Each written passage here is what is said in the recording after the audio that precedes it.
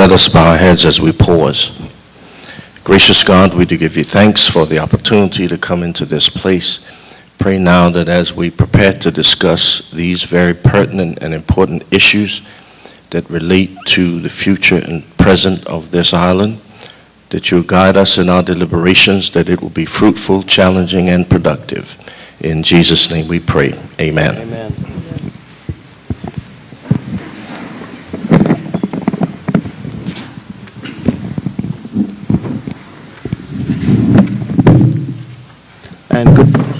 And good evening once again. I'm Kim Swan, your moderator for this evening on this panel discussion on a living wage. I want to first start off by thanking the educational team of the Progressive Labor Party, who feel it not robbery, to bring this open forum to the general public. And I think it's a very important subject which impacts on every man and woman in this country, child and adult, and adversely to those who live at the lower end of the economic strata.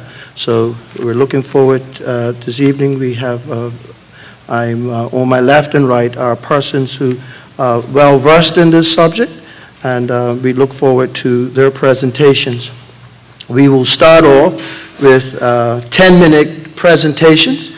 And as your chief timekeeper this evening, I have my stop clock here, and you may hear a little beep, which would be the 2-minute warning, which would give those who are doing presentations an indication that it's time to summarize and complete those presentations that they have prepared. Failing that, we say thank you to Mr. Santucci, Anthony Santucci and his team, who have worked very hard and do so on any number of issues, and in particular this one, who then have control over the mics, and if silence is needed, they will then assist.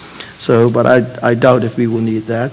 And then at 7:20 or thereabouts, we will take questions and answers from those of you out there that wish to ask some questions. So without any further ado, we're going to call on our first panelist, and the panel consists of, to my far left of me, Ms. Martha Desmond, who does a great deal of work with the Family Center, deals with these issues on a daily basis, and we're deeply indebted to her for her work. On the extreme end, to my right, is Reverend Dr. Nicholas Tweed, who with his many years of study and pastorship and advocacy has been the voice for many are voiceless in our community and around the world, and we thank him for being here this evening. And to my immediate right, Mr. Cordell Riley, who is very much not only a person as a statistician trained, also I've dubbed him as a political commentator, because he's joined me on the radio on any number of occasions and is well versed, does a great deal of work with organizations such as CURB and other organizations that work very hard to do good work in our community on social issues. And finally, the Member of Parliament for Pembroke, Mr. Rolf Commission, who spearheaded the living wage discussion by piloting through a motion on the living wage, which passed the House of Assembly and has spearheaded this discussion, taken it forward. And he will lead us off right around now and lead the discussion with an overview of the legislation which he passed through. So without any further ado, I'll introduce at 6:34 MP Rolf Commission. Thank you. Thank you, Mr. Swan. I really appreciate it. I hope people don't mind. I prefer to stand up. I might sit down again.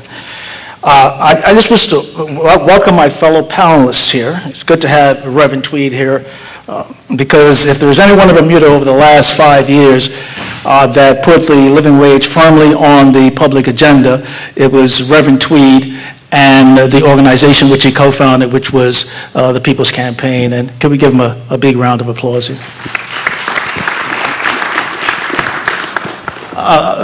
First, I want to start out by asking as to whether we are having the right conversation around this and related issues, particularly with respect to those issues that are most consequential of our time.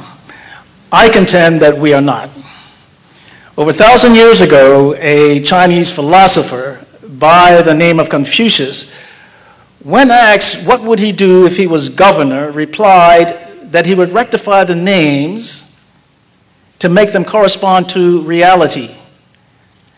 This key Confucian insight was later included in the edited commentaries of Confucius that reflected his philosophy, or what I call analects, which would be analogous to perhaps our Christian proverbs, and Reverend Tweed perhaps would correct me on that. This specific commentary stated that social disorder often stems from failure to call things by the proper names. That is, to perceive, understand, and deal with reality. Let us, in our own small way here tonight, seek to take the Confucius admonition to heart and begin to rectify that error. On August 9, 2018, the House of Assembly, without dissent, approved the final report of the Joint Select Committee on the Living Wage. That committee was charged and given the remit shortly after the 2017 general election to return to the House after its proper deliberations with recommendations for the implementation of a living wage regime for Bermuda. As to those recommendations, they are as follows. In 2012, on May 1st, 2019, I should say, the recommendation was that the government would implement a minimum wage of $12.25. That minimum wage was calculated based on an ILO methodology. The reason why we thought it was necessary to implement a minimum wage in 2012 was precisely to put a floor, a wage floor, underneath the most vulnerable workers in Bermuda. Those are those persons earning anywhere from $5 an hour in many of the hospitality businesses to $7.50 in some of our hotels, $9, $10. Now, and even in some of our retail establishments where people are earning $7.50 an hour. Now, with respect to retail, some of those people, of course, most of them will be getting commissions. With respect to the persons in hospitality, you have gratuities and tips. But think about this.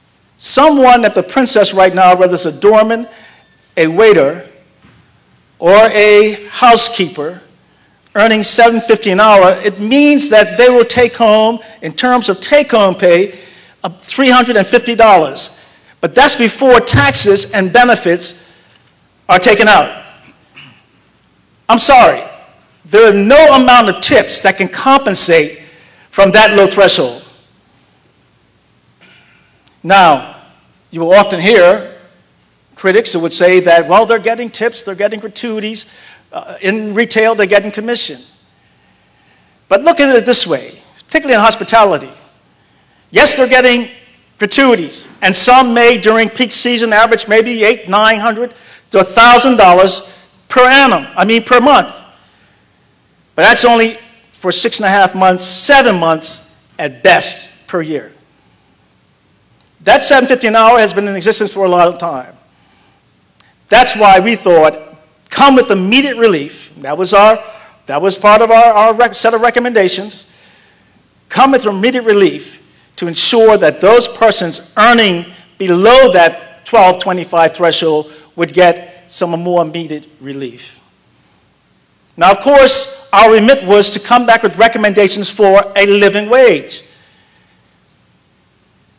Also in 2019, our recommendation was that the government would establish, through legislation, what is called a wage commission.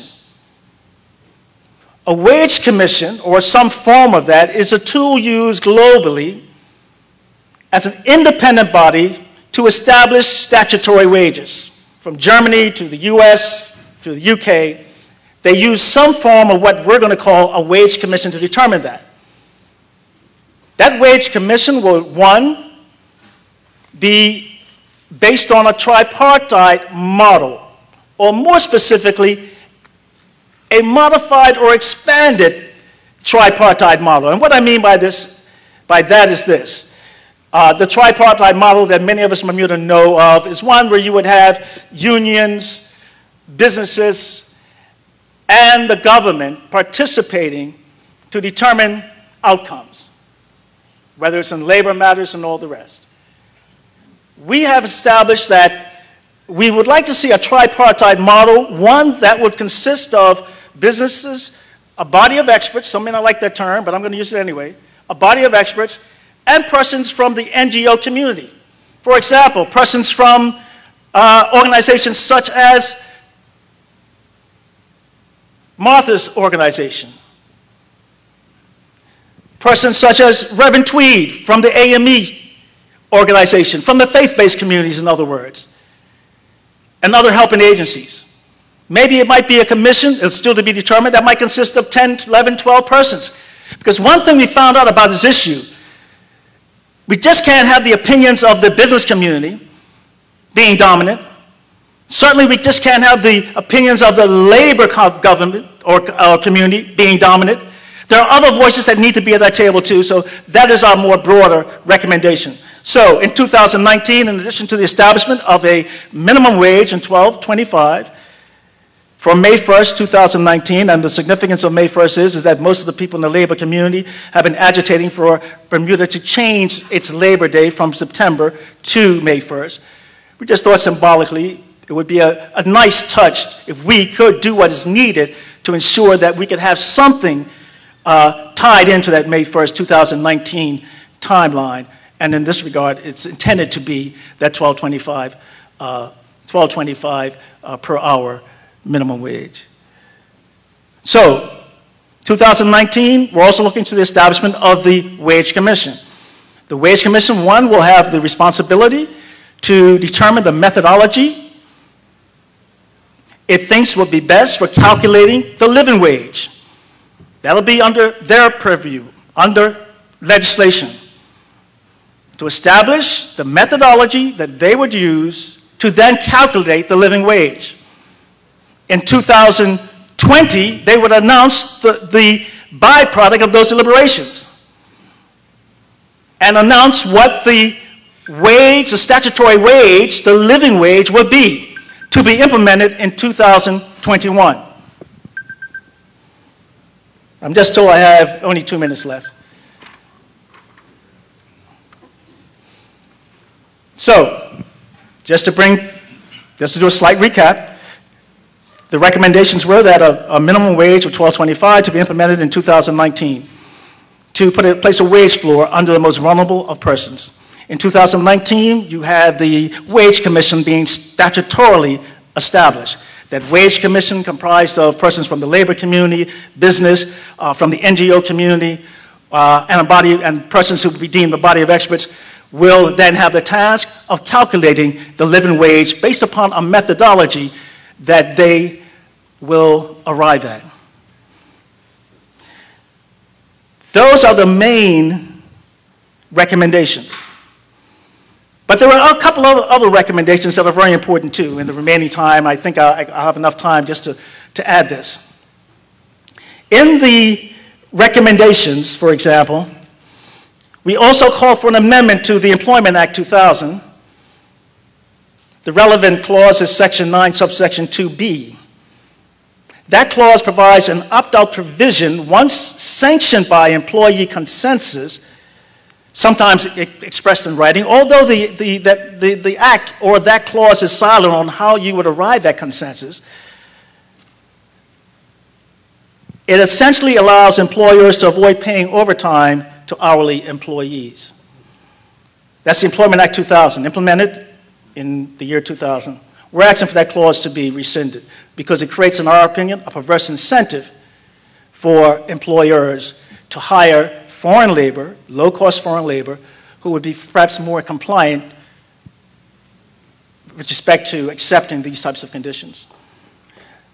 Lastly, we also recommended that the National Pension Scheme be amended. 1998, the National Pensions Act.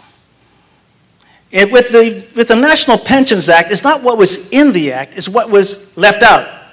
The National Pensions Act, for example, makes no requirement for persons on work permits to pay into the National Pension Scheme. So what does that do? That creates another perverse incentive. And what do I mean by that? I mean that by hiring foreign workers, they're not going to have to, persons on work permits, they're not going to have to pay that 5% per employee into that scheme. And so for some employers, you could see where they might want to move heaven and earth, along with some of the other incentives, not to have to pay that 5%. And it puts Bermudians, particularly, at a disadvantage. He says I have 10 seconds. Let me just say this here, and I'll have more opportunity to talk. The other day you had the shootings going up at Frizzles Hill, and then in my constituency next door here, gunshots were fired. You had a former MP, Ashfield Event, who represented my constituency. You had a resident up there who talked about the demographic profile of these young men who are up there these days, involved in the illicit economy. Those young men were between 15 and 17 years old.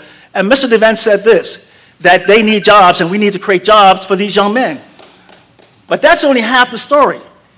Because the other part of the story is that, yes, we have to continue to create jobs for our people to work in, but the other part of the story is that there are a lot of jobs right now that non-college educated, non-high school graduate Bermudians who may not have many skills can work in, particularly in hospitality. But they're not going to be able to work there and have to earn almost slave-level wages. Bermudians can't live on these wages. So that Bermudian of our parents and grandparents who did not have college education, who were able to come out into the economy, and many of the men leaving before high school was completed, going into the trades and in the hotels, and seeing a way forward, earning themselves a middle income standard of living in the 60s and 70s and 80s, those days are gone now. So we have those jobs, and I contend, and the committee accepted my contention, the House of Assembly did as well, because the underlying premise of this is that the only way we're going to be able to tackle this phenomenon, perpetuated by growing numbers of unscrupulous employers, is to raise the bar by establishing a living wage. Thank you. Thank you.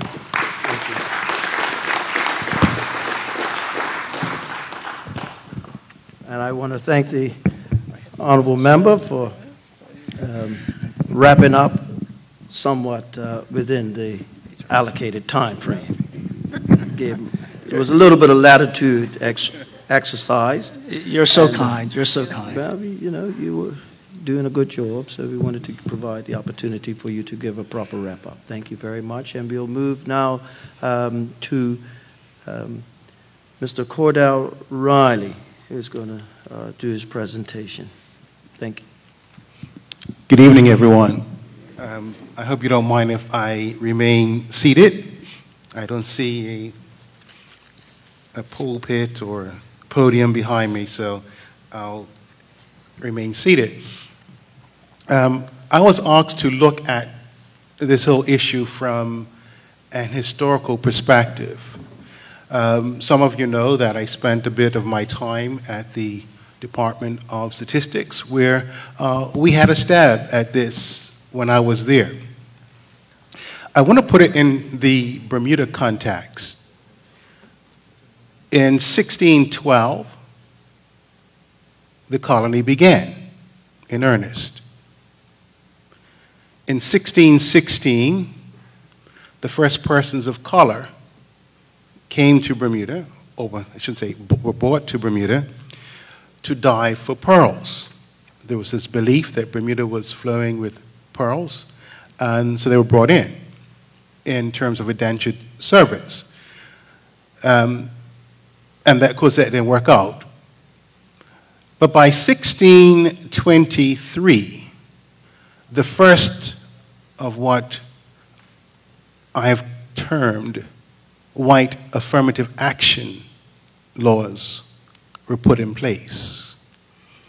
And this first law was designed to prevent blacks trading without getting the permission of their white slave owners. And if you were to research the history of Bermuda, you will see that there were many such laws that came after that to prevent that sort of thing from happening. So already you have two Bermudas and you have an economic divide. If you accept that the last vestiges of segregation and slavery finished in 1972 with the desegregation of the schools, and if you did the math looking at years of slavery and segregation up to 1972, you'll find that there is about 350 years of oppression. If you count from 1972 to today,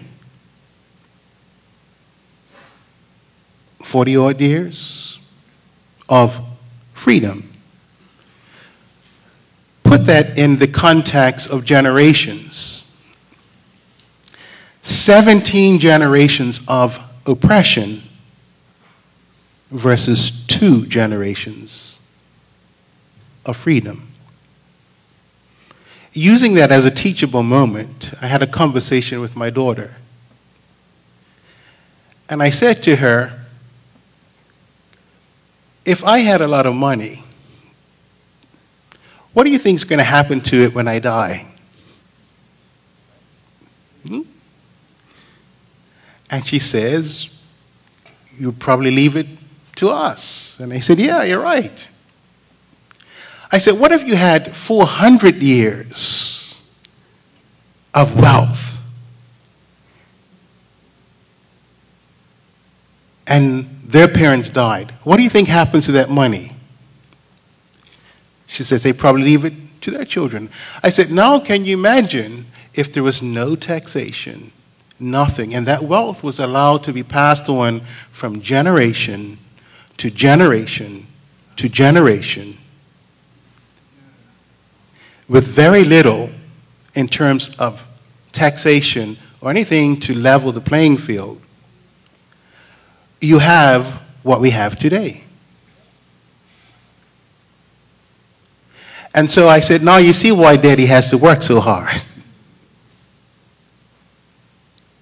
So during the period of slavery, we worked for free.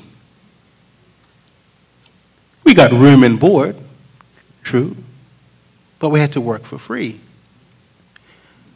But when you come down to 2018,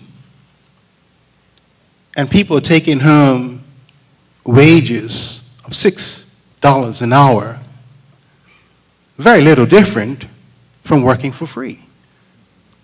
I was in a panel such as this.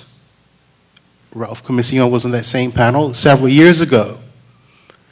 And there was a member of the audience who said to us on the panel, and that same question could be posed to us today. He said, I make $15 an hour, and I'm barely making it. How many of you sitting on that panel can survive off of $15 an hour? So that's where we are. We're late in the game in this discussion. Many countries, Western countries, if we want to call them forward-thinking countries, have already had this discussion and have implemented. In the age of rights, and we hear much about rights these days, that Bermuda is backward in terms of some rights. But who's challenging the rights of individuals to have a dignified life? Because at the very essence of a livable wage is to give dignity to those who have less, who have difficulty, to lift them. The whole concept of a livable wage is to take people out of poverty.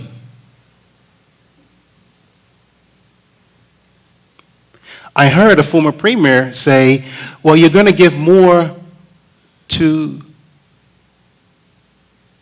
foreign workers. Well, part of the problem is the exploitation on the system of capitalism which permits that. You see, days gone by, the mode of transportation for moving your free labor about was the slave ship. Today, it's the modern airline. And they arrive at the airport. And they get paid very low wages. And in a capitalist society, this ease of free labor, although some business employers say that we need to loosen up the screws in terms of the importation of labor, but you have relatively free movement of labor, which is why we have this situation today. So when you have this downward pressure on wages, Bermudians can't afford to live off of that.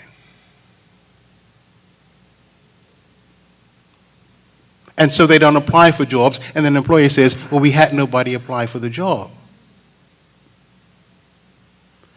So the question is not so much should we be having a livable wage, is do we want our people to live in dignity?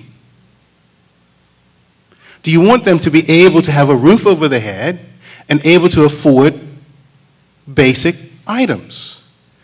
That's the discussion.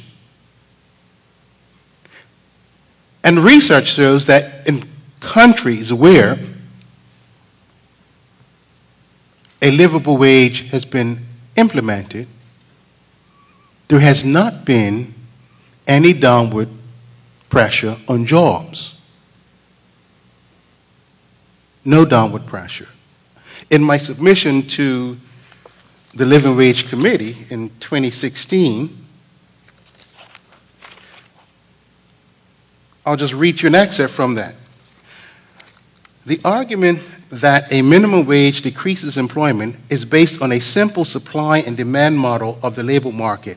A number of economists, for example, Pierangelo, Giorani, Robert L. Vigneault, and others, building on the work of Piero Safra, argue that the model, given all its assumptions, is logically inherent.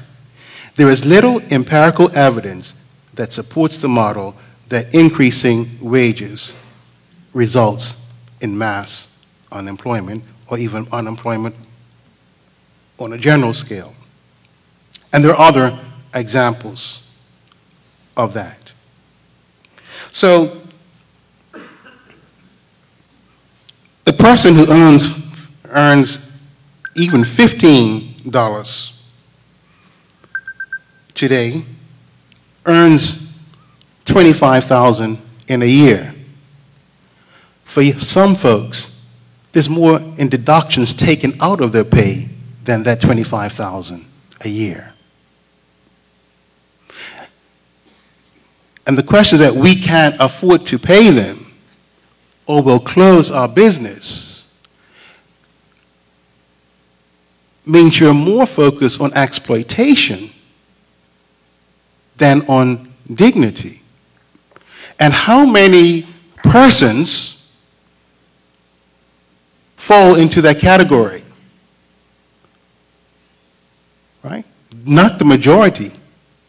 The majority do not fall in the category of below the minimum or below an affordable wage. So we're talking about not the majority.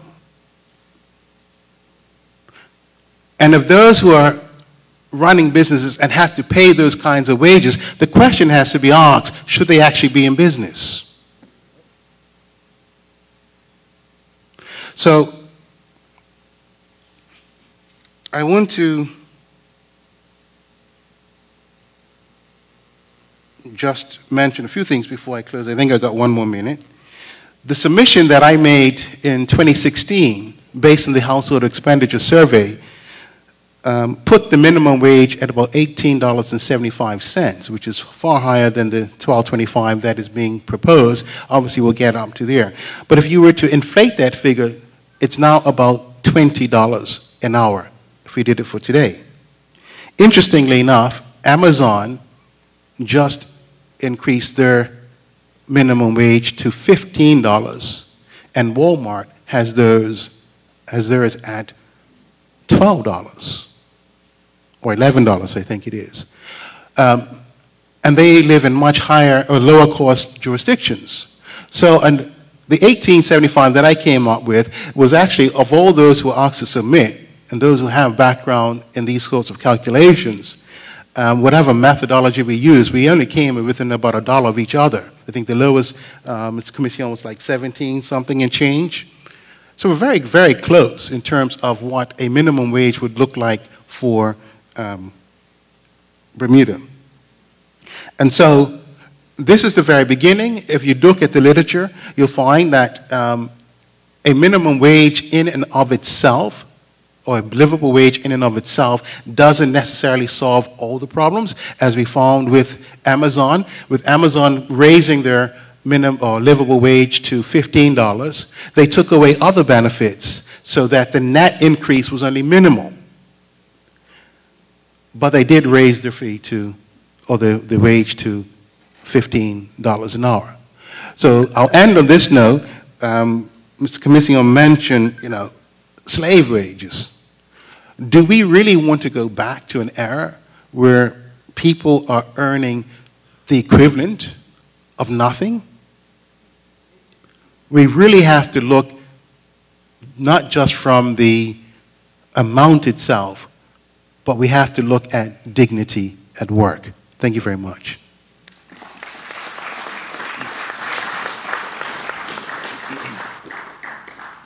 And thank you to Mr. Raleigh. At this time, I'd like to acknowledge the presence of the Deputy Premier. Could very well be the Acting Premier tonight. Thank you very much. The Acting Premier is here, and also the President of the Bermuda Industrial Union, Brother Chris Burbard.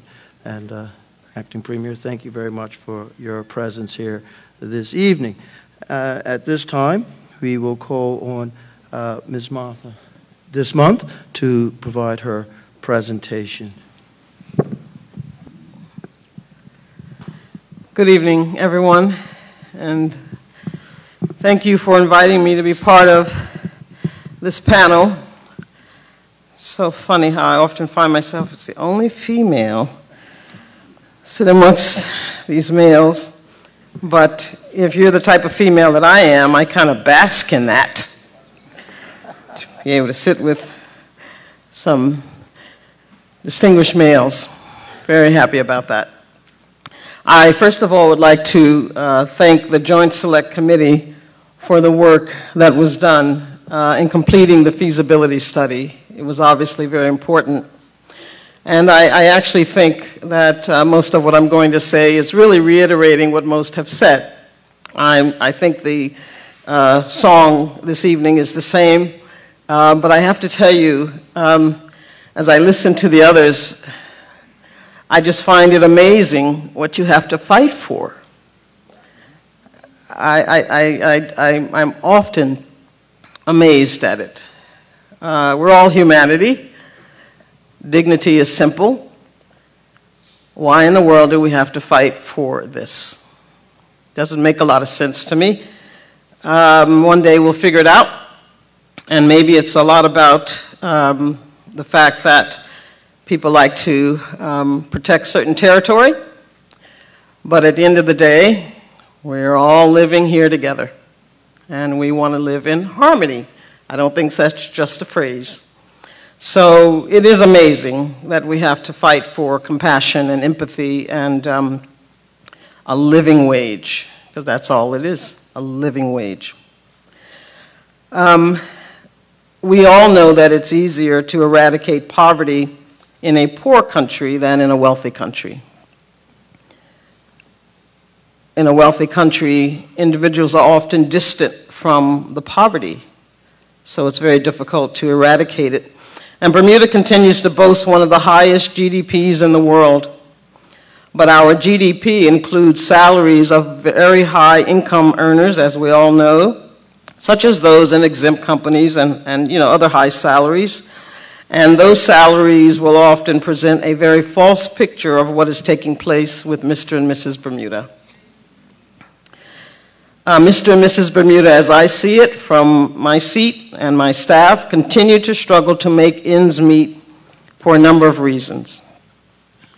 We are in a high-cost economy, and basic costs for food, housing, health care, and shelter is not today what it was yesterday.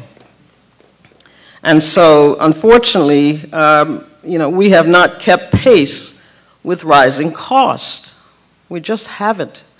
And that isn't just about giving more dollars. It's also about professional development and making sure our education system is the best.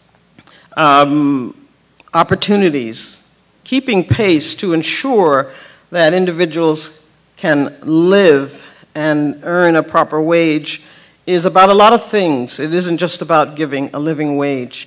And so my message this evening is that there are a number of things that must be done, but living wage is one of the most important. We know that the lack of education and job skills and professional skill development make it very difficult for individuals to position themselves for the higher paying jobs. Aside from the fact that we're living in a high cost economy, individuals need to be in a position to apply for those jobs and get those jobs. And so we have to put individuals in those positions. They must be educated and be provided with opportunities for greater skill development. And I just don't think we're focused there, and we have a priority on making sure the population can get there. We also know that employers are paying lower wages in the lower skilled positions, and families are finding it difficult to earn a wage that covers their expenses and are once again needing to work more than one job. And I have to tell you, 10, 12 years ago, you used to often hear about people working 2 and 3 jobs. But believe it or not, today, it's difficult to work 2 and 3 jobs. It's more difficult because children need the attention, because jobs are demanding so much. So as much as some people would prefer and need to work more than one job, they're finding it actually much more difficult to do. And that is very dangerous. Unfortunately, we also know that retail employers have not seen necessarily the sales profits that make them want to embrace a consideration for higher wages. We know that's out there. So what can be done about that? And I do believe that it needs to be dealt with and considered. But I believe first and foremost that if it's the right thing to do, that you consider it and you find a way to achieve a win-win. But the right thing to do is to have a living wage.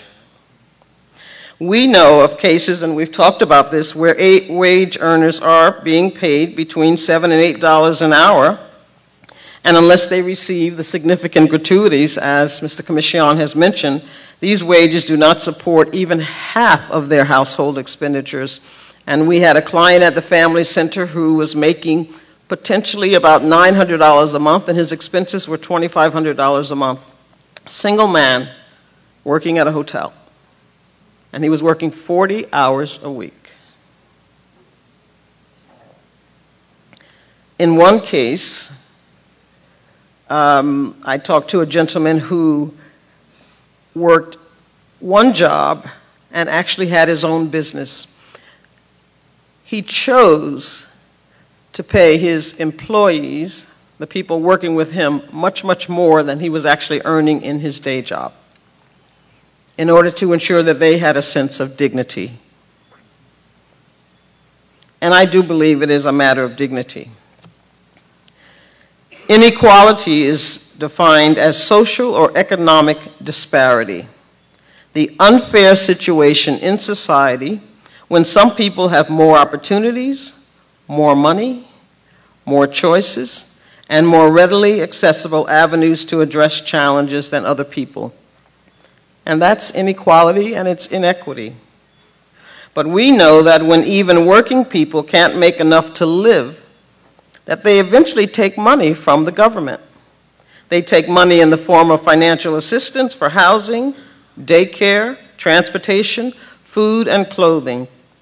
But we never stop to think that if we can provide a living wage and require employers to pay their employees enough so that they can house, eat, and clothe their families, taxpayers would not have to pick up this slack.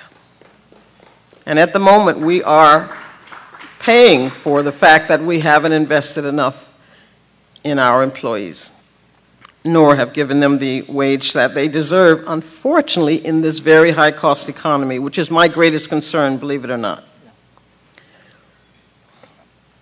And as we have discussed, in 2016, the Department of Statistics study identified at least 20% of the population living below the poverty line, with many of these homes made up of single parent and one child. And at that time, the relative low-income threshold was $37,000 a year for single individuals. $37,000 a year in Bermuda puts you in poverty. It's no small thing. One of the things that we see often at Family Center, as well as many other charities, we are inundated with families who are not only suffering from emotional and mental health challenges, but huge financial woes.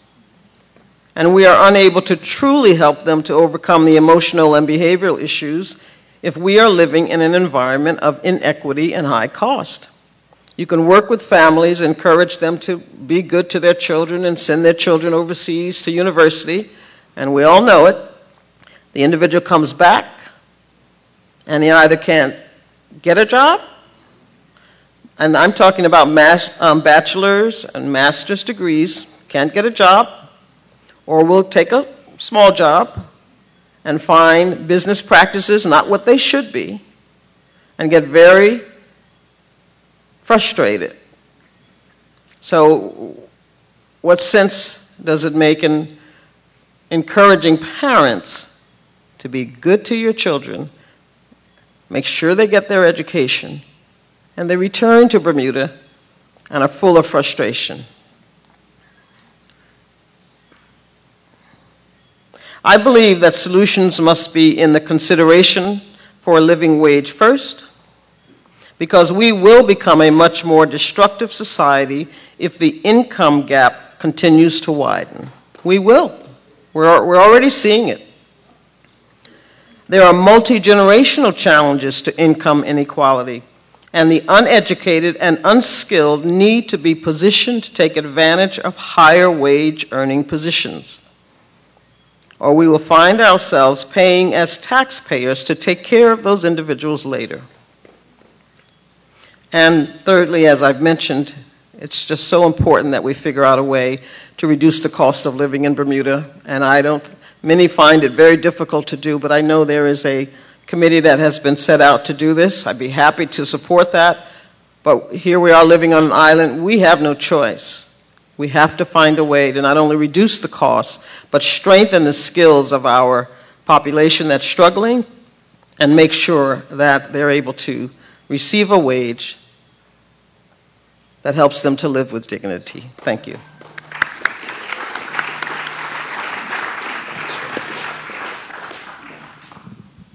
And I would like to, you notice, right on cue. I'd like to thank our presenters to date and call on Reverend Tweed to give his presentation at this time. Good evening. Let me say thank you to the committee for inviting me to participate. Hopefully you won't regret it. Let me say thank you to the distinguished panelists with whom I share this table. And I say that somewhat in jest, with an undercurrent of seriousness. And I approach this question perhaps from a different vantage point. The current government came in large measure on an agenda of overcoming or transcending two Bermudas. That means that there is an implicit or explicit recognition that there are two Bermudas separated by an increasing gulf of inequality. Inequality, according to many commentators these days, excessive inequality is corrosive to growth. It is corrosive to society. The economics profession and the policy community have downplayed inequality for far too long. Now all of us, including the IMF, have a better understanding that a more equal distribution of income allows for more economic stability. This was 2013. In July of this year, the United Nations issued a special report where they said extreme inequality is the greatest threat to economic stability.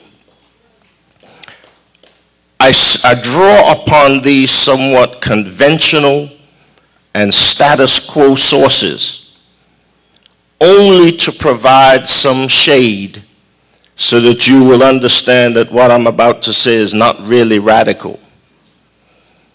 It is commonly accepted. The protracted nature of inequality, and here I take issue with the United Kingdom, the United States, and any other Western jurisdiction. Whenever they play semantic games, switching between minimum wages and living wages and livable income, all of it is driven by a desire not to allow people to fall below a certain level of poverty. None of those policy initiatives are designed to establish equality. So my question then becomes, in these two Bermudas, what is it that we are attempting to fix? Because I would say, if all of the so-called jobs that we aspire for Bermudians to occupy were occupied, you'd still have inequality. Because inequality is not created by employment. Inequality is a systemic, structural issue. And that is to say, a system that has been constructed to preserve the privilege of the few over the many, often requiring the exploitation of the many, is designed to function the way that it currently functions. So if we think that by creating monolithic policy initiatives that we're going to address our deepest rooted aspiration, which is a desire for equality, then I dare say that in the next 100 years, we'll be sitting in a forum similar to this one, having a conversation similar to this one. I'm not making an argument against a living wage. All I'm saying is, if my car is broken, I don't take my bike to the shop.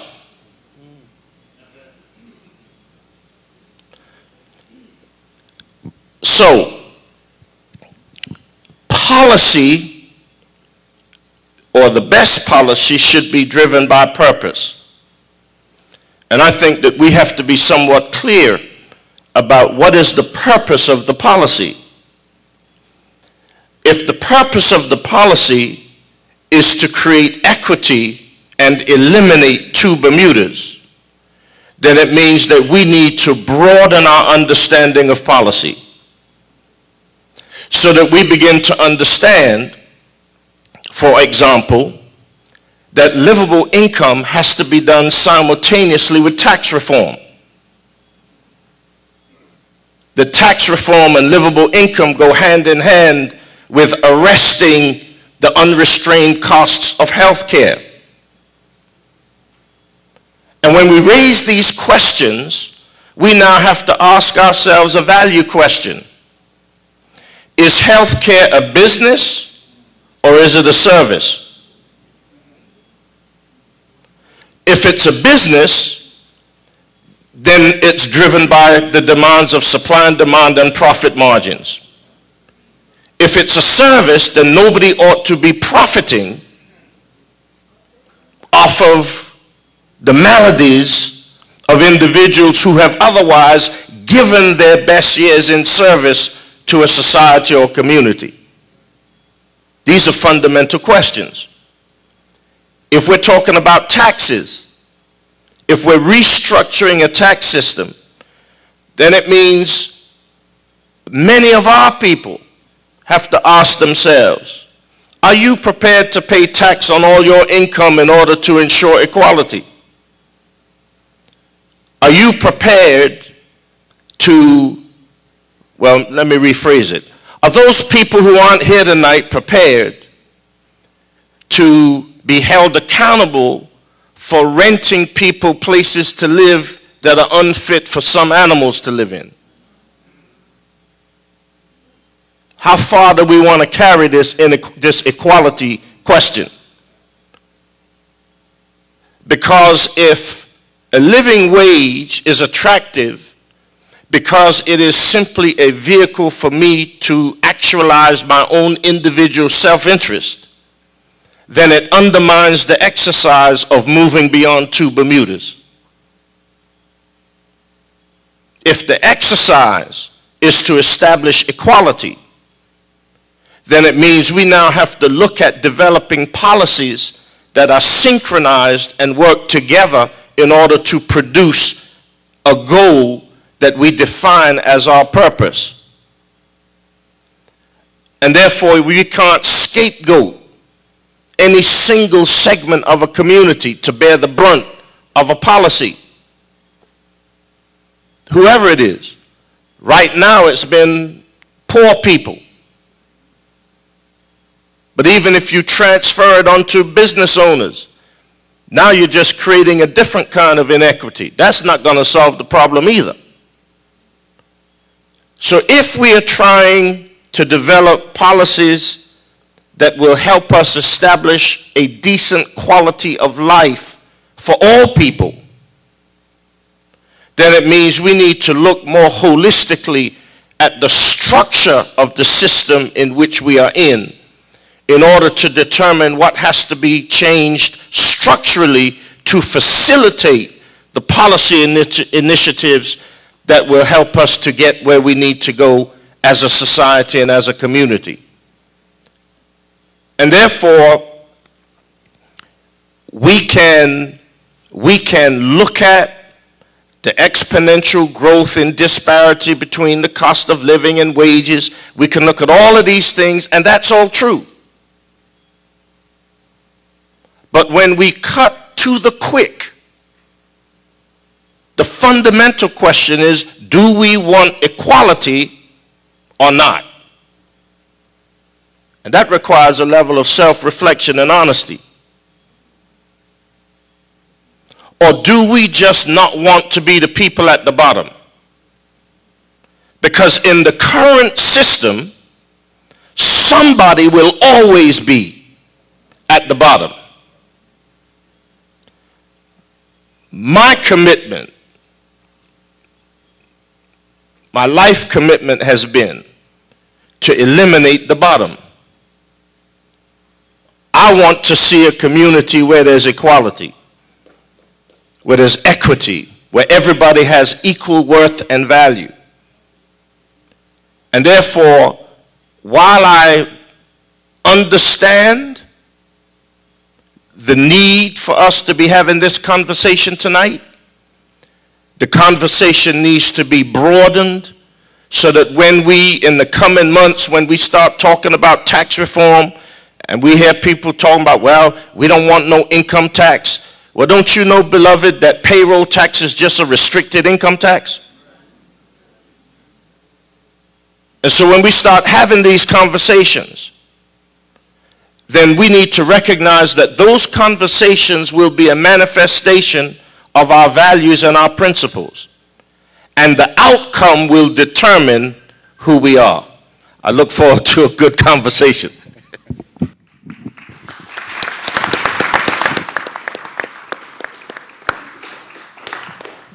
And I'd like to take this opportunity to thank our panelists for very concise presentations.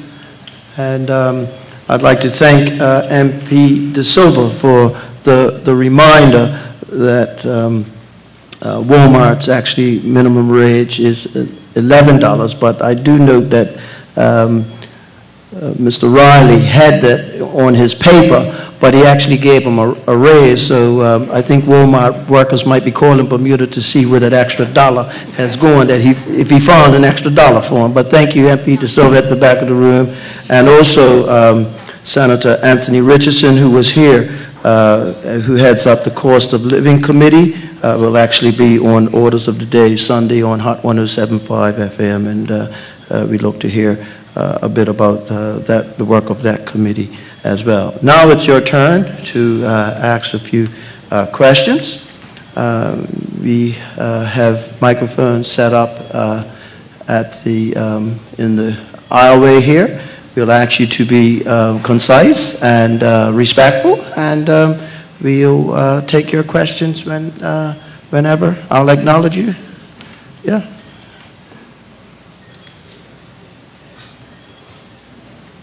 See any hands or anyone?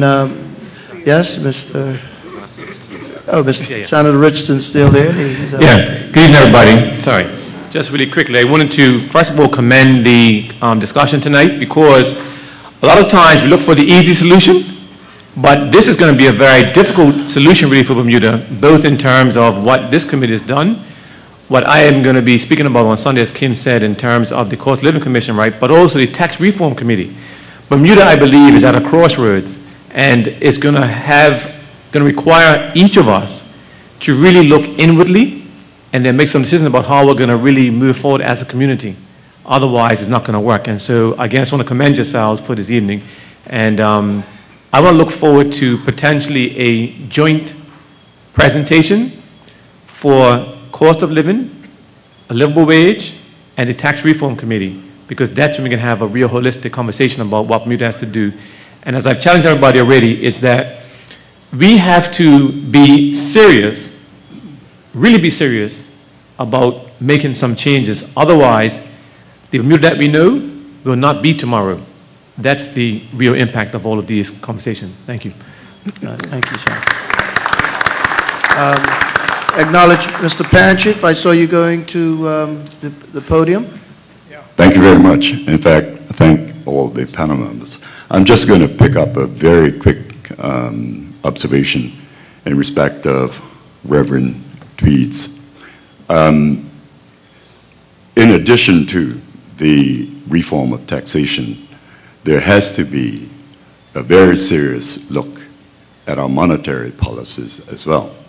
Because when we have private banks being able to influence the interest rates across the board, that is very antithetical. And in fact, it is contrary to democracy, even for Western-style democracies.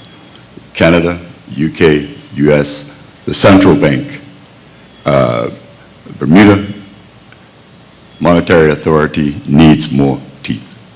We need a base rate that is set centrally, and for these banks to be guided accordingly. Some competition in that area would also help.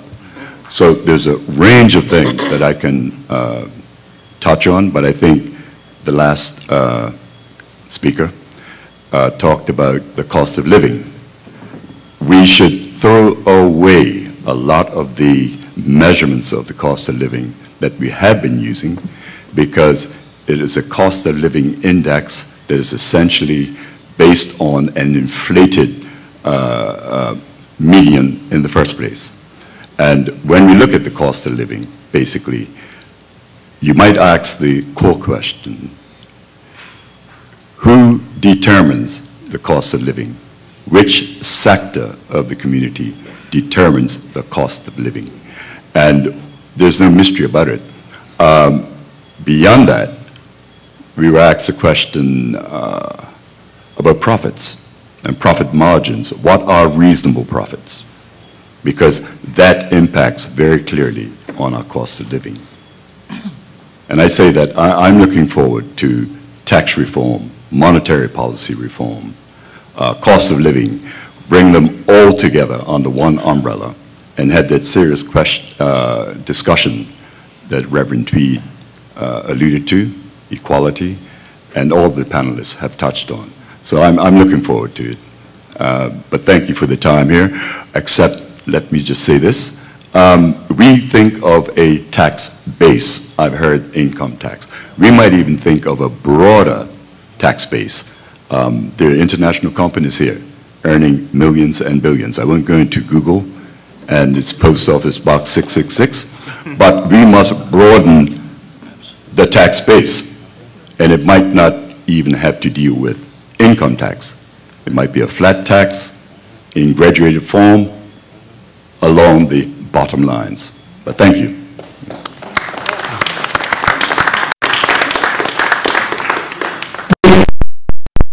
Good evening, everybody. Good evening.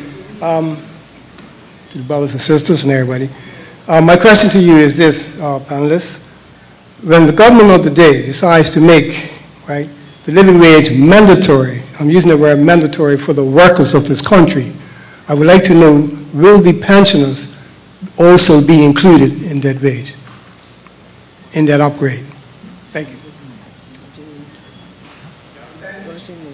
Do you understand the question?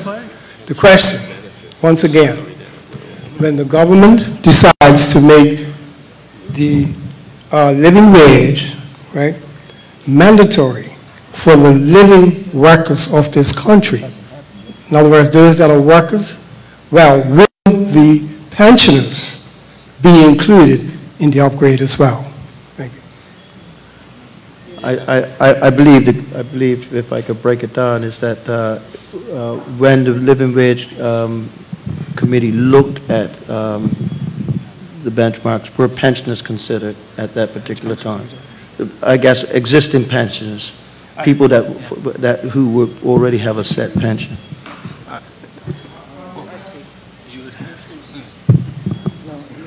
You would have to calculate all of the benefits that employees are entitled to. So whatever benefits are connected or tied to one's employment, then they would have to be calculated into what you're earning, and what you're earning drives what goes into your pension, whether it's matched or not. So He's asking about, what is he asking? will pension benefits increase? In other words, will a retired person get an increase in their pension? Probably not. No. Right, probably not. That's what I was a little confused about. Right. Okay. Yes, sir. Mr. Johnson?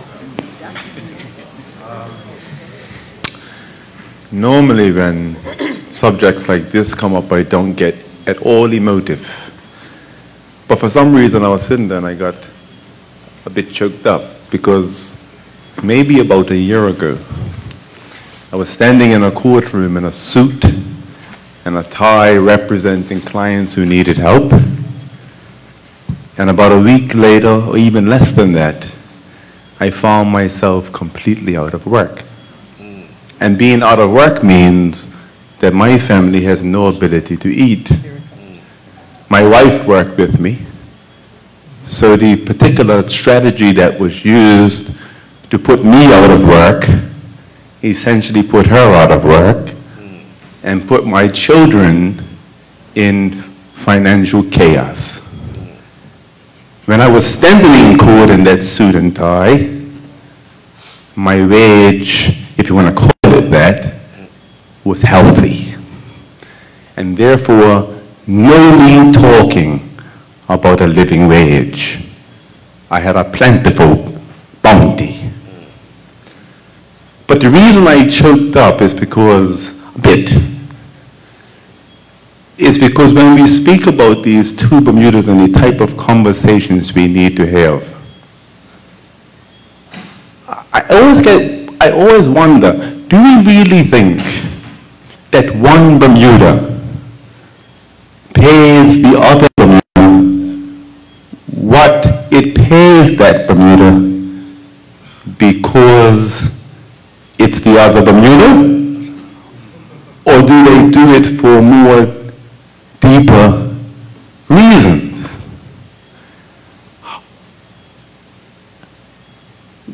To put it another way, if you give me some time, put it another way, do you think they hire non-Bermudians because they can pay them less? Or is it a more fundamental reason why they hire non-Bermudians? Because no living wage will fix the deeper issue if it's not the non-Bermudian that they're targeting, it's the other Bermudian. I was targeted, my family was targeted, and this is the reason why I stood to broaden the conversation. If one Bermuda comes across the seas with a philosophy and a structure which demands exploitation to survive, and we speak of equality as our goal, would that not demand that we also adopt the same structure and institution that demands exploitation, which dovetails with what Reverend Tweed is saying? I'm going to say what that structure is. And what we did not have when we came across the seas, that we've adopted and has thrown us in all manner of problems. It might shock some people. It's the nuclear family. And I say it's the nuclear family, man, woman, child, because it's the most controllable economic unit anybody can find. The reason why I've survived since October 11 last year till I began work just short of a year later is because my nuclear family is somewhat tied into a far broader extended family unit. And I live in a family compound that's paid for with parents and others. And because my wife is also tied into a structure like that, that somehow softens the blow of economic exploitation and deliberate attacks. So when I think about it, and I listen to Ms. Dismond, for instance, and I hear her say, there are single parents, mainly mothers. They need at least $37,000 and they'll still be in poverty. I say to myself, the answer is not just tax reform and living wages and, cost of living expenses, because anybody who fills the pocket can empty it just as quick depending upon what their demands are or what their aspirations are. The other problem is untethering ourselves from the institutions which virtually demand that we become tinker masters with policies. And that's all I wish to say. If we adopt a behavior which is authentically ourselves, some of the biggest and most deleterious problems that we face, and some of the strategies that are used against us to perpetuate those inequalities, will have no power. But instead of promoting those things, we, like I said, become the ultimate tinker masters. Mr. Johnson? Mr. Johnson, I think I've heard a couple of comments tonight, and I just want to say that we shouldn't let the perfect be the enemy of the good. I would recommend to you, sir, that you go organize a forum so we can discuss those issues. Oh, okay. Thank you very much. We have one or two. Yes, thank you very much. We have another. Good evening, everybody, and thank you for an informative night for the bit that I did hear. Now, as it pertains to a portion of what Pastor Tweed had to say, sir, you made mention, you used the term systemic system, and you mentioned that the systemic system is used to preserve the few and not the many. My question to you is, are you able to specify a bit more on who the perpetrators of this systemic system is? Is it a class of people? Is it a generational system that has eliminated the quantified benefits of a citizen? And if indeed it is a group of people who have organized such a system, in my thought process, as I heard you talk about eliminating the bottom of this foundation so that the people at the bottom can be restored to a place at the top, how do we restore or restructure the foundation that has built such a system?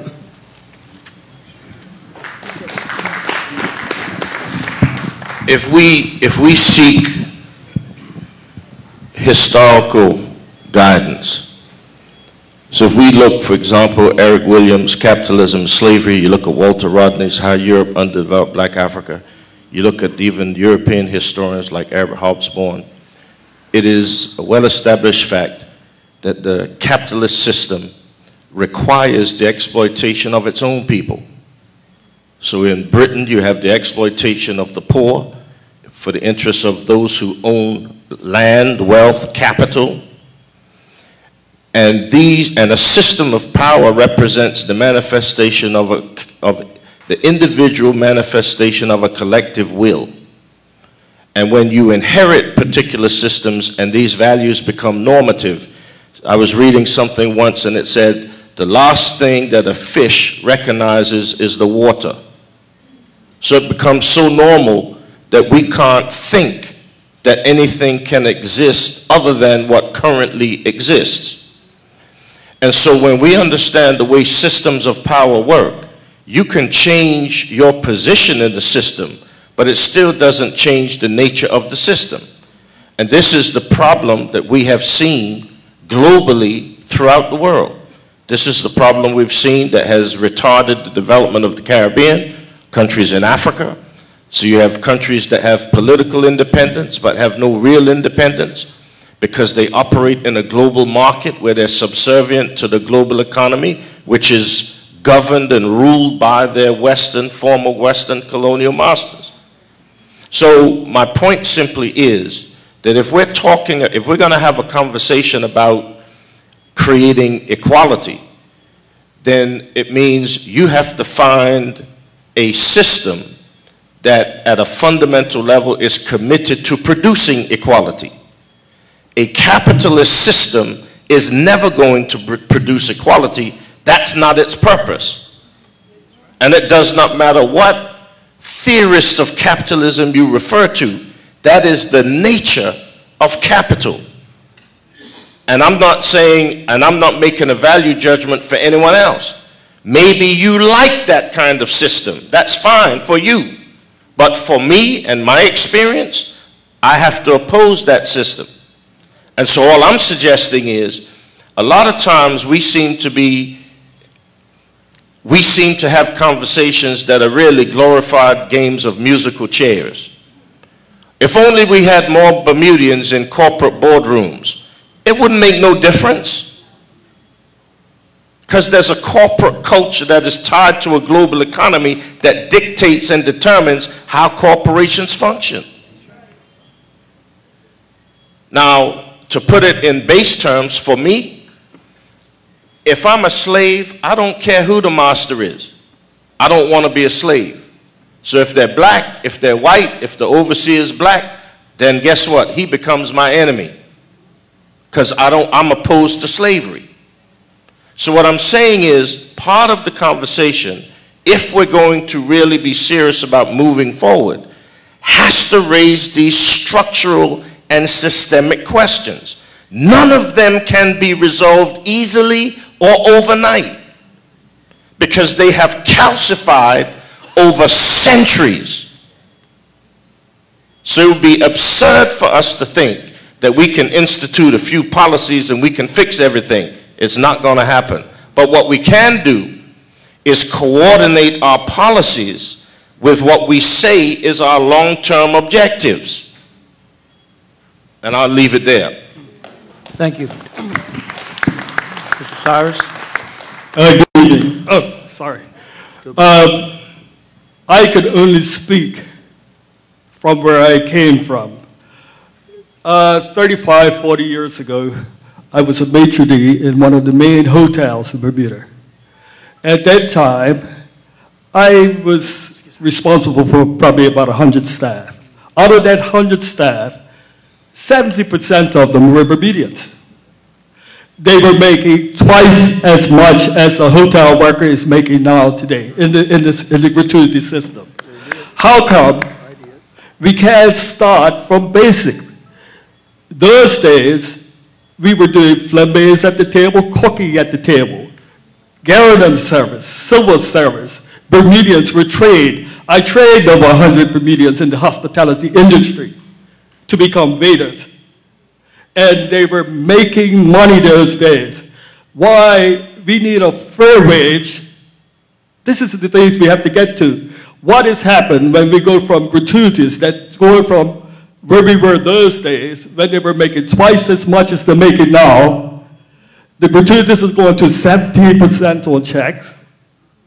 And you've got people that are working in the hospitality industry, and Bermudians, get Bermudians employed again, get them back into the hospitality industry, get them back where they can make money, and the money is not even coming from the employer, the money is coming from the service of giving service to people. This is where the money is coming from. Over 50% of the wage was coming through gratuities.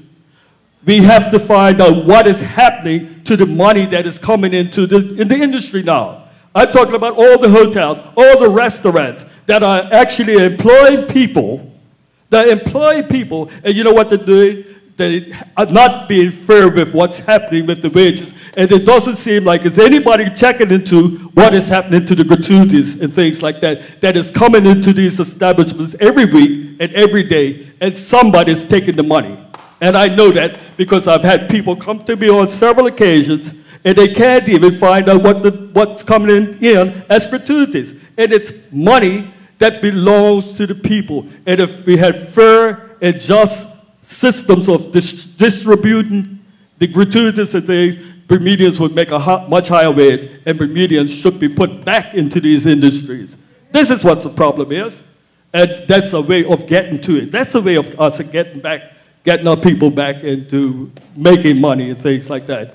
And that's all I have to say. We need fair wages. Thank you. Mr. Riley? Interestingly enough, before I came here tonight, I was looking at the employment statistics, and what I didn't realize is that you spoke about 70% of those in the hospitality industry being Bermudian. If you just look at the waiters now, the majority of the waiters in Bermuda today are non-Bermudian. And if the wages, if you said you made twice as much, then. Now, I was in the industry then, and I could remember the system was such that you had a point system. Each point was worth something. You knew how to calculate your wage at the end of the week. So I think you're right in terms of the redistribution of those gratuities. And so all of those things has put the wages down, and you're quite correctly, you're paying 70% on whatever it is that you have. So there's more money going in there, but there's less going into the pockets of the individual. And one of the interesting things that I find, and something that Ms. Disman said about, we used to brag about us being one of the 5 richest countries in the world. So we're in the top 5. We are also in the top 5 of the highest level of poverty. A study done by Timothy Smeating, a professor, Timothy Smeating, has done a lot of work in this area, had Mexico, this is at the turn of the century, so around 2000, Mexico was at the top at 20%, followed by United States. So here you have one of the poorer countries in the world. You got one of the richest countries in the world, but got one of the highest levels of poverty. That mirrors us. The highest one, how could you have one of the highest at 20 to 23%? I think Bob, what's his name? Stubbs. Was in the paper earlier this year, and he had calculated that the poverty rate in Bermuda is around 23%, which would then make us, among rich countries, the highest level. How could that be? Well, as Reverend Tweed and others have alluded to, in a system which is exploitative, and they have free reign, the wages will be pushed downward. Race to the bottom. The race to the bottom.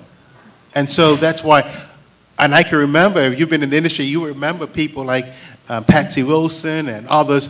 All those folks, when we were younger, we used to go to their homes. They owned their own homes, and they worked in the hospitality industry. That can't happen today, not under the present system. Okay. I just want to follow on that. I had a conversation with a young Portuguese 30-something individual. Many of us would have seen him and know him from around this area and back of town. I was in a railway trail. He's looking for work. He comes up to me and says, Ralph, I went to Restaurant X, a very popular restaurant, particularly amongst black Bermudians in Hamilton, and they were looking for pot washers. This restaurant, the owner was prepared to pay him $9 an hour as a pot washer without gratuities.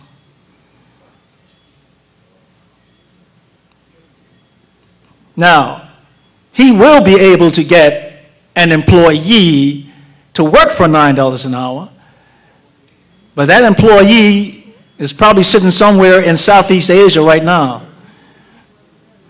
Look, Mr. Riley talked about poverty. He talked about Robert Stubbs. You know, the heading right now is around issues of income inequality, because income inequality ultimately exacerbates poverty. It causes poverty to grow. So in those countries with high levels of income inequality, Bermuda being right up there in terms of the OECD rankings, probably just behind Mexico, as he said, this is what you get. In countries with high levels of income inequality, you get gang formation, you get gang violence, you get increased murder rates, you get increased incarceration rates, you get poor educational outcomes, you get exacerbation of poverty, and as a variable with respect to Bermuda, you get an exacerbation of pre-existing racial disparities.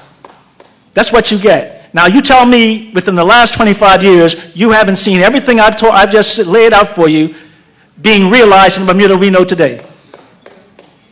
That's what high income inequality has done to Bermuda.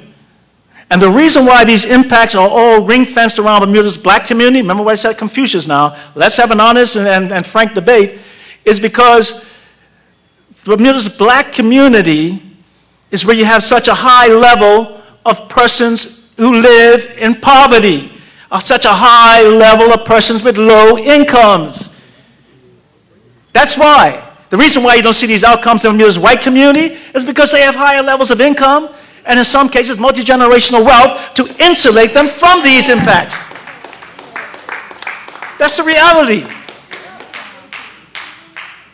And so I agree with Reverend Tweed. This has to be a very broad public policy approach to these issues. We know the revolution is not going to be coming tomorrow. We have to work towards it. But nonetheless, when it comes to what we've come up with in terms of the living wage, in terms of the broad recommendations, what is likely to come up in terms of recommendations from the Cost of Living Committee and from the Tax Reform Commission, hopefully we'll get those reports before the Christmas holiday, which is rapidly approaching, hopefully within the next few weeks. And I agree. Then there must be some sort of synchronization around those public policies that only the government will be able to undertake.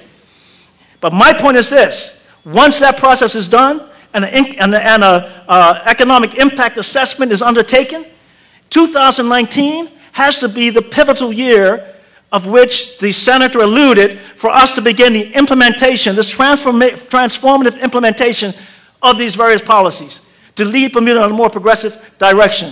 And believe me, it's going to have a major impact on the same community that this system has terribly affected, as I just mentioned, that being black Bermudians.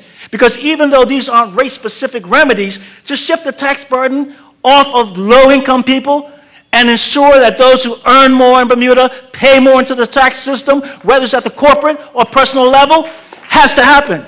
Reducing the cost of living will also impact those at the bottom of the income distribution. So you reduce health care, you reduce the cost of energy, you reduce food costs in Bermuda. Who is that going to impact the most? Those who are at the bottom of the income distribution, and they are overwhelmingly black Bermudians. The living wage, I heard this the other day from Sir John Swan and others, even on some man on the street encounters I had, where you're only going to make these foreign workers rich, Rolf. They're going to be building big mansions over in Kathmandu. Come on. Come on.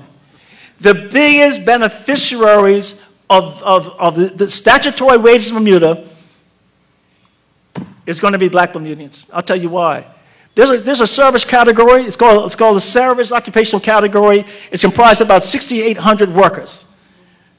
About 1,900 of those are foreign workers on work permits in the hospitality industry, for example. Over 3,300 of those workers are black Bermudians. They're the largest group of workers in those various sectors. Hospitality, airline agents, gas station attendants. Our brothers and sisters, our nephews, our cousins, those are the ones who we need to give them a leg up in this economy.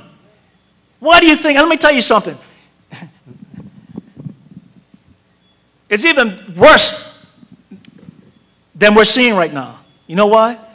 Because at least 1,400 to 2,000 Bermudians have got up and left here, mostly black Bermudians, and gone to places like the UK. A lot of them, not all of them, but a high percentage of those people are essentially economic refugees, including many gang members who left here. Remember what I said what income inequality produces, okay? Gang formation, gang violence, come on, guys. We see the evidence all around us. Now let's put our shoulders to the wheel and fix it. Thank you. All right. And we got time for one gentleman here with a question, and then we'll do a wrap up. Yes, good evening, panel and everybody. Good evening, sir. I like what Mr. Tweed had to say about equality. And I appreciate everybody on the panel. But I will say one thing. There's a word that Donald Trump uses all the while, collusion. You want to raise, you say you came to a conclusion of $12.50. Well, I don't even think I couldn't live off of that, even if I was the lowest worker. $18.50, 20? Yeah, I can say that. But when I use the word collusion, you raise that, right? You raise the bar as high as you want. And when you raise it as high as you want, what you get out of that? Insurance company, payroll tax, hospital levy. And if all those things raise the same time after you gave us that raise, but back to square one. So I'm going to use the word collusion. Now, I'm not a CEO, I'm not a manager, But I've got the brains, I have the brains to know that everybody in this room and Bermudians are not stupid. Now, as the panel, very bright. Everybody, I must give it to you. But the same time, the same thing, every year, every day, we're back here. We're going one step forward and 4 back. Now, I'm going to tell you right now, I listen to the news. Sherry J has a good program going on. And I listen to the things that she has, a very bright woman. And the things that come out and the things that she finds out is so hurtful when you find out what they're doing to the people of Bermuda. PRCs coming in, putting the children in school. I don't have a problem. I'm not prejudiced. I'm going to tell you right now. I've got black and white in my family, and Portuguese, you name it. But, like Mr. Tweed said, there's 2 parts of Bermuda, black and white. I worked amongst all of them. But at the same time, we need to come together. I see every day the unions going around to all the jobs trying to get equality, try to get everybody to work together. But our same people are in those offices, CEOs and all sorts of people, working against us. And I'm going to say it because I know it's a lot of them doing it. But I'm here right now because I hear everybody on the panel, and I like that word equality. I love it. But we can't just use it and don't do nothing about it. We have to do something about it. So I'll tell you right now, a lot of people say, and I'm going to say this, it might feel funny, they might say, hey, Chris Purvis got a lot of mouth. But guess what? He stands, and he stands high.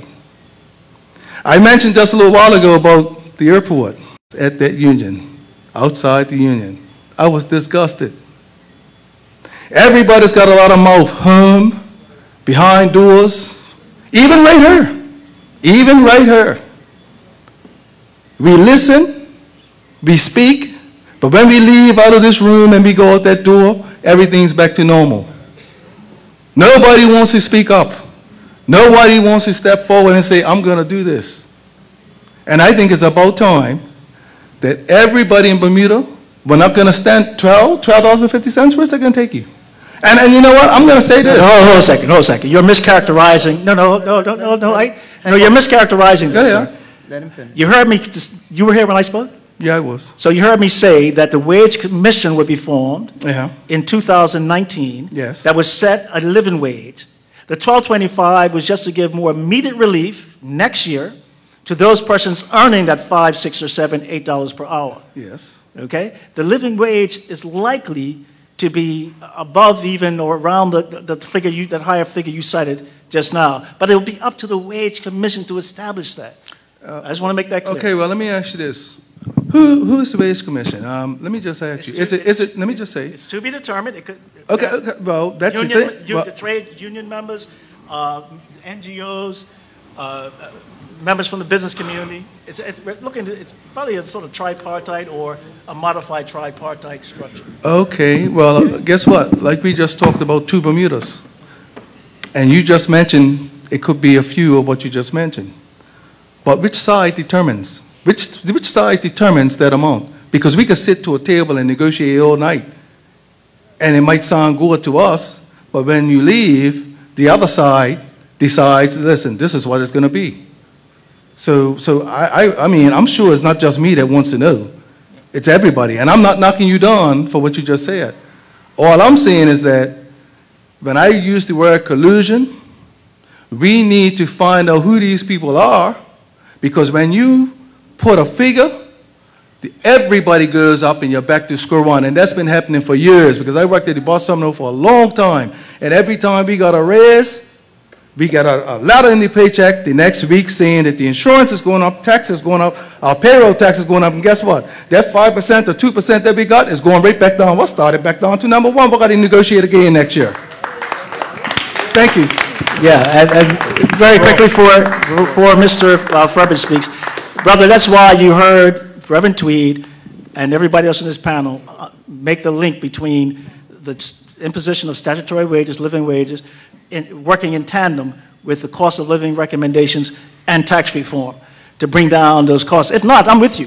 We could end up with a living wage at $35 an hour. If we can get the other parts of this public policy initiative in play, then we can, I would anticipate we'll have a more modest living wage, but it's in tandem with a reduced cost of living and a reform of the tax system. Thank you so much, sir. All right. Thank you. Thank you. Thank you. And I think just a little bit of experience here. I think I need the mic control button so that you can speak through the chair. I don't mind my panelists speaking, but please respect the chair. Thank you. You must do that. You must have order. Good evening. Thank you, good evening, Mr. President. Good evening to every member of the panel. Certainly, I think I would like to make my comments brief if I can. I want to address the issue that Mr. Cyrus addressed and Mr. Godarwani also addressed in relationship to, we have to identify where the problem started in order for us to come up with a solution. So when Mr. Cyrus speaks about working in the hotels back in the 1970s, I'm picking the 70s for the example. When we look at what has happened to, and I think Ms. Dismont mentioned it, right?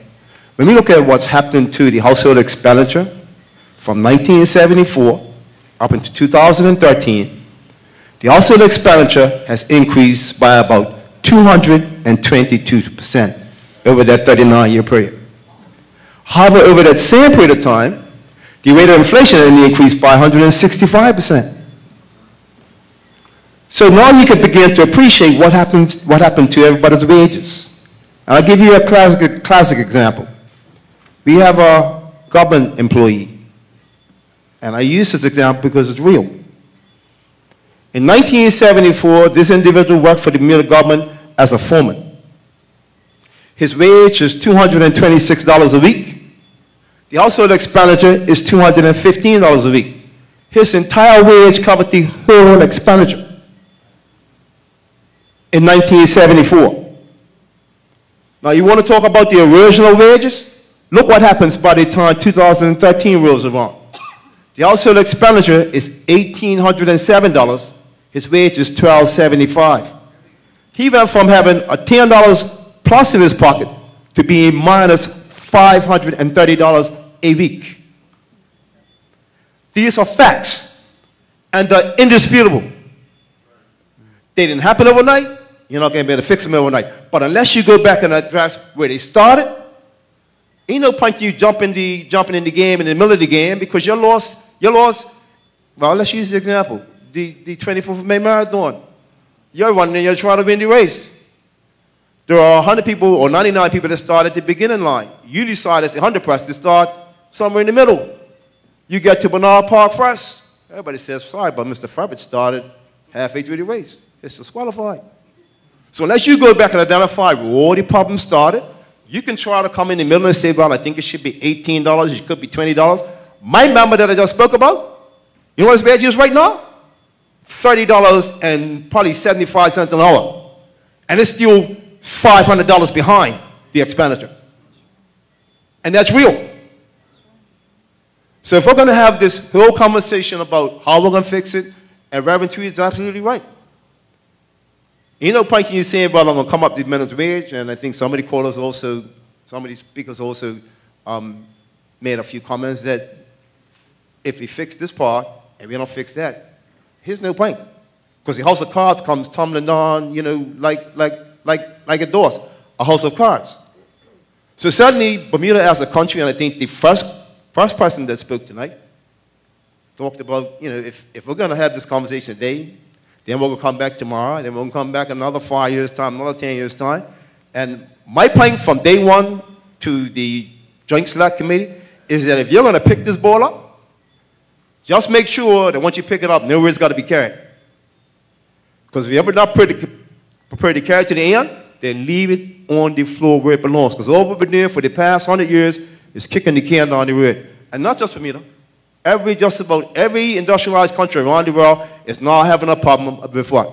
Inequality, and making sure that people can have a reasonable quality of life, which is what they're not been able to have. And now we're forced to deal with it because we kept turning a blind eye to it.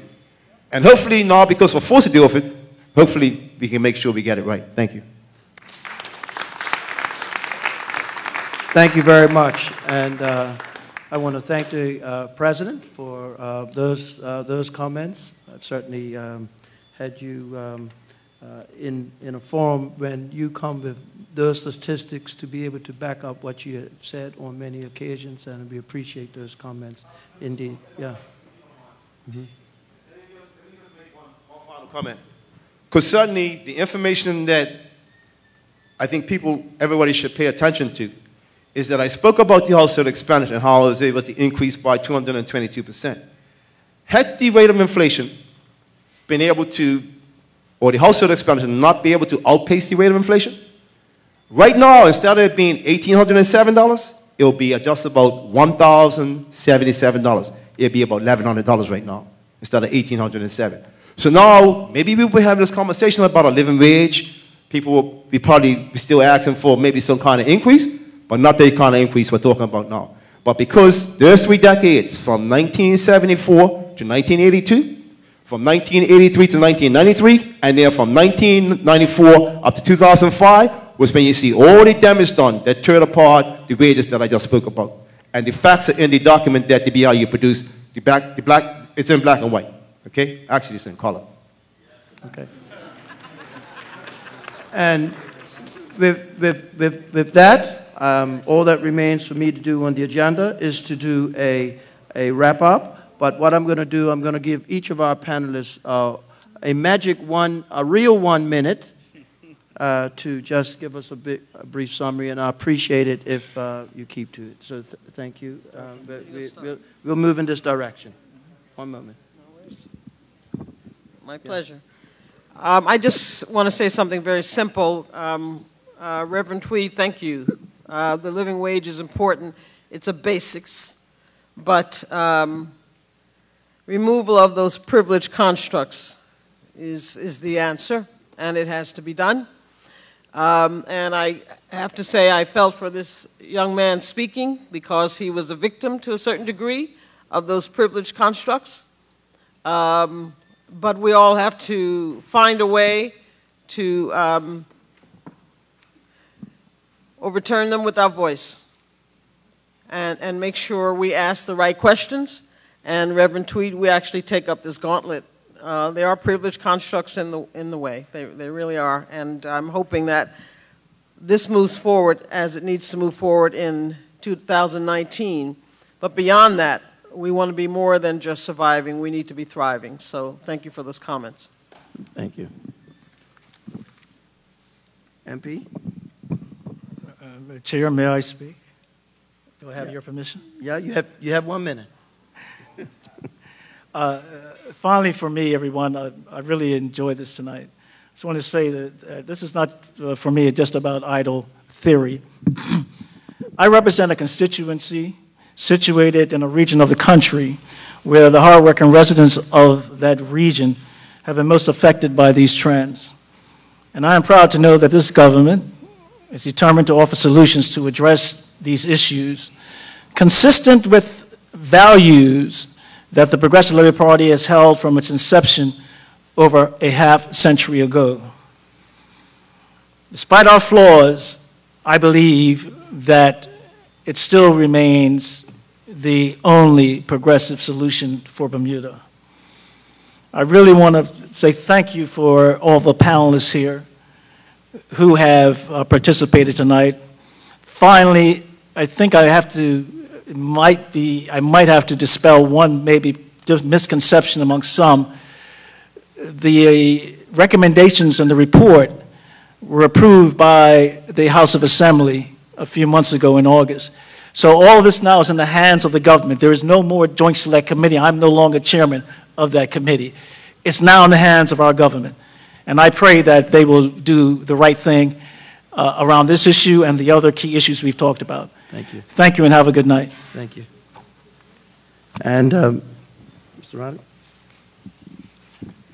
I had a look at the union's living wage report, and some things I notice here, based on 2004 to 2013, wages for black males increased 28%, wages for white males increased 38%, wages for black females increased 26%, and wages for white females increased 51% during that period.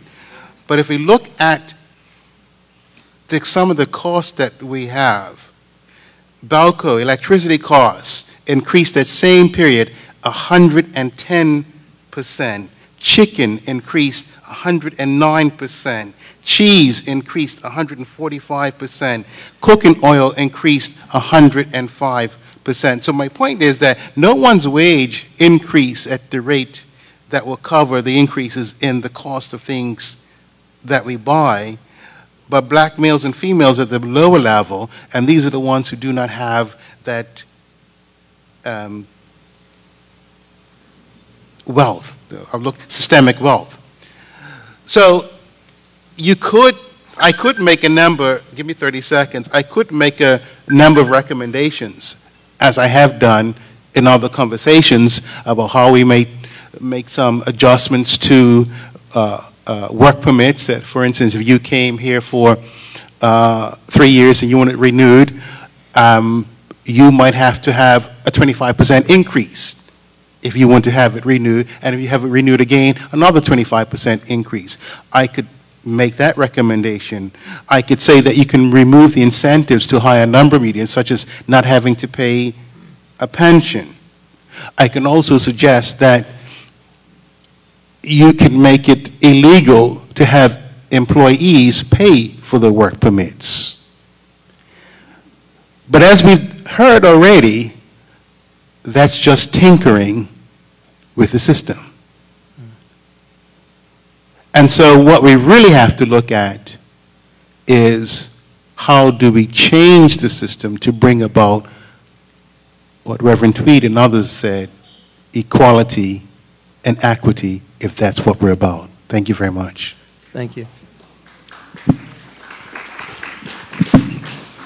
Let me say thank you, Mr. Chairman, and to the committee members that are here, the panel members, and thank you to all of you that sacrificed your time to come out tonight to share in this conversation.